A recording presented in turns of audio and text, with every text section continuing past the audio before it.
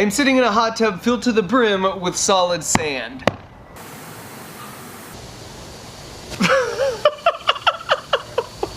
This is one of the coolest things ever. If you take a tub of sand like this, and then add air in just the right way, it basically becomes a liquefied soup.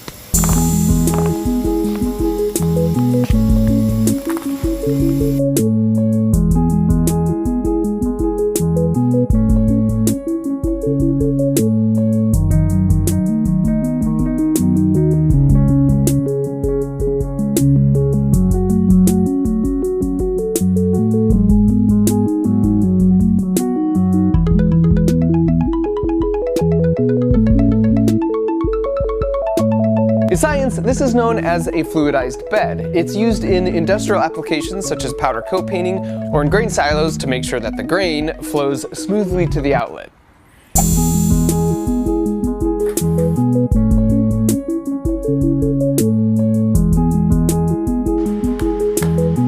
With air on, the top surface is nearly frictionless. It's like an air hockey table. And then when you cut off the air, it freezes everything exactly where it's at.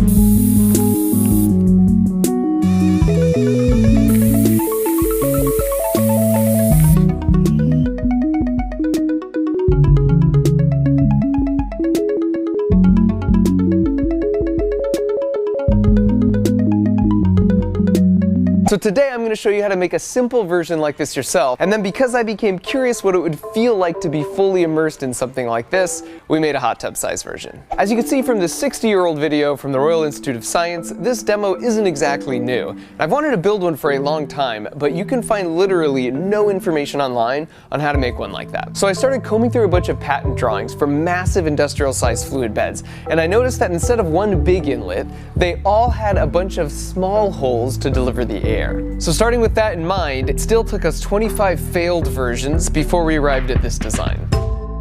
As you can see, it's just a bunch of half-inch PVC pipes arranged sort of in a ladder. But the key is to drill two 1mm holes 90 degrees apart from each other, and then do a bunch of those spaced 25mm apart. Then you glue all the pipes together and just make sure you orient the holes down so that will keep the sand from getting in. And then you just seal off the container with some hot glue. And then fill your container with either fine sand, or we found glass beads worked really well. And you could power it with a small air compressor like this, or you could just rent a large nitrogen container like this for about 30 bucks, and that'll give you 10 minutes of runtime. As usual, I will put a link to all of the parts I used in the build in the video description. So my buddy Ken had an old broken spa in his backyard, which we decided to put to good use.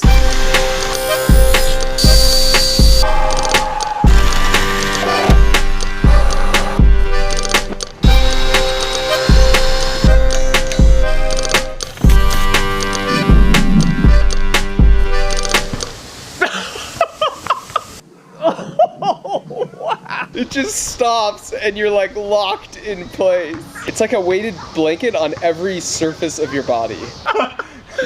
Ah!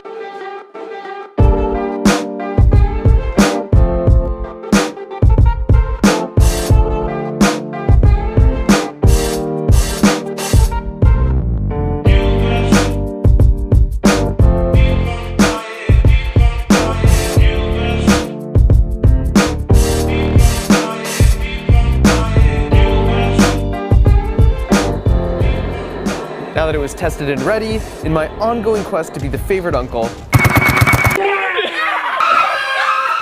I decided to surprise my nephews with it. Whoa, whoa.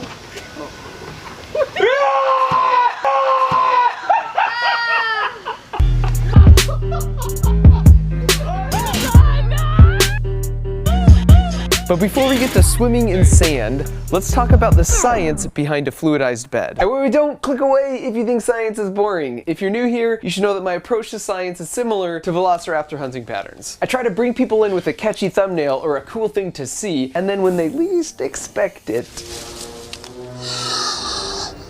Clever girl. Admittedly, the analogy breaks down a little at the end, but if you promise to hang with me for the next 2 minutes, I promise to try and walk the delicate line between trying to make things simple to understand without oversimplifying or being condescending. Fluidization is just when you have enough upward air so that the force of the air pushing on each grain of sand is equal to the downward force of gravity or weight. And when that happens on any individual grain of sand, it hovers in equilibrium like this. You can think of forces acting on an object like a tug of war. And if an object is in equilibrium, that means there's a tie and it doesn't accelerate in either direction, just like in a real tug of war if the sides are even. However, if you add Stone Cold Steve Austin to this side, that will make it totally unbalanced and will start to move this way, which is actually what happens if you accidentally turn the air up too high. And so fluidization occurs in that sweet spot where the sand particles hover in equilibrium, which makes them easy to move around. This is also the reason sometimes you'll see pools pumped with air to cushion the landing for the divers. Now you notice that some stuff floats in the sand and other stuff sinks. This has to do with the buoyancy force, which is a function of the density of the surrounding fluid and the volume of the object itself. Whenever an object exists in a pressure gradient, there are forces from pressure pushing in on all sides, but they push a little bit harder the deeper that you are, which is why it hurts more to be the bottom guy in a dog pile, or it hurts your ears more the deeper you dive in the pool. And this makes sense because the deeper you dive, the more water there is above you pushing down. And if you add up the size and direction of all those arrows, a bunch of stuff cancels out and you're left with one net force pointing upwards. That is the buoyancy force. And if your buoyancy force happens to be greater than your force from gravity, you float. And if your buoyancy force happens to be less than the force from gravity, you sink. Now we usually think of buoyancy with water, but you could think of things like helium balloons being buoyant in our atmosphere. So here's a trick question. Which of these has a higher buoyancy force? It's actually the rubber ball. Buoyancy force has nothing to do with the density of the object, just the volume. So since the rubber ball takes up more space, it has a higher buoyancy force. But, you might object, then why does the rubber ball sink and the balloon floats? Remember, it's a tug of war. The rubber ball sinks because the force from gravity on the thick rubber skin and the air inside is bigger than the buoyancy force. But for the balloon, even though it doesn't have as big of a buoyancy force compared to the ball, it still floats up because that buoyancy force is bigger than the weight arrow from the helium and the thin rubber shell. And the helium will keep rising like a ball floating up from deep in a lake, and then it will eventually hang out where the density of the atmosphere is roughly equal to the density of the helium in the balloon, because that's where the tug of war becomes equal. Whew, we made it through. Now back to my nephews.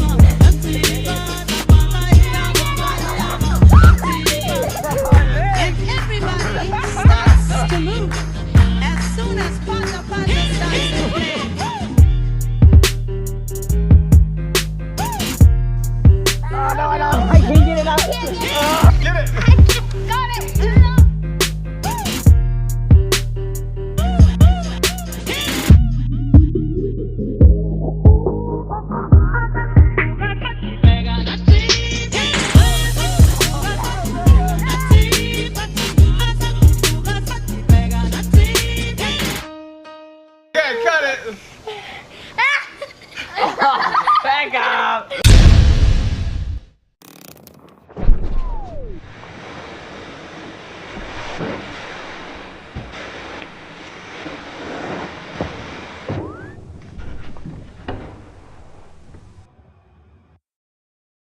Christmas is coming, and with the help of Casper, who happened to support this video, I got your back.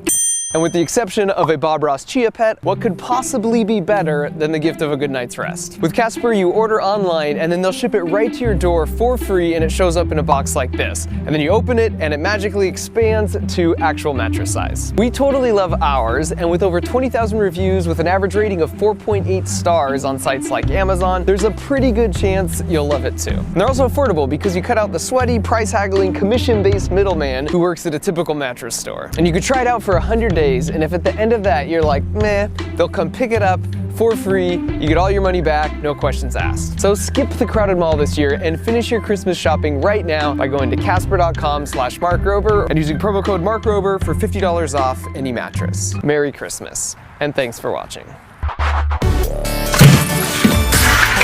off!